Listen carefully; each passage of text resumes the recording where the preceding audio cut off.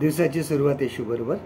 बऱ्याच वेळेस आपल्या जीवनामध्ये असे काही काळ येतो, असे दिवस येतात, असे काही क्षण येतात की जी आपण करू ते चुकीचंच होतं.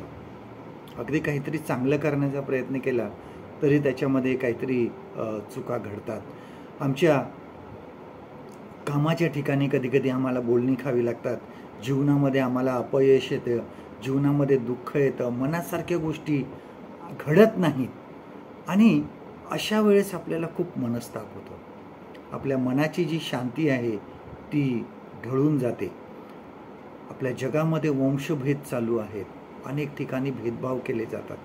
काही ठिकाणी ख्रिस्ती म्हणून सुद्धा लोकांना त्रास होत आहे, त्यांना त्रास सहन करावा लागत आहे. आणि बऱ्याच वेळेस असं होतं की आपली काही चूक नसताना सुद्धा आपल्याला ती शिक्षा भोगावी लागते किंवा त्या त्रासातून आपल्याला जावं लागतं.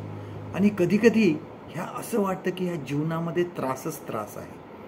पण त्यामध्ये सुद्धा आपण जे ख्रिस्तामधील लोक आहेत, आपल्याला आशा आहे. येशूने म्हटलेलं आहे की ह्या गोष्टी होणारच आहेत, परंतु धीर धरा.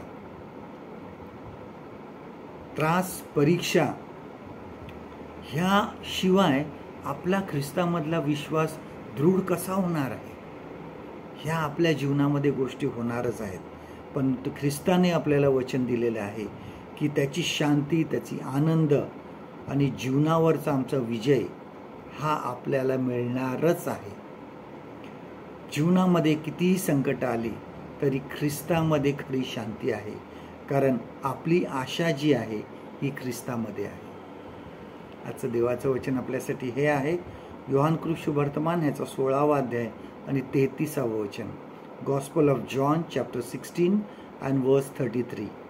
माझ्या ठाई तुम्हाला शांती मिळावी म्हणून मी तुम्हाला ह्या गोष्टी सांगितल्या आहेत. जगात तुम्हाला क्लेश होतील तरी धीर धरा, मी जगाला जिंकले आहे.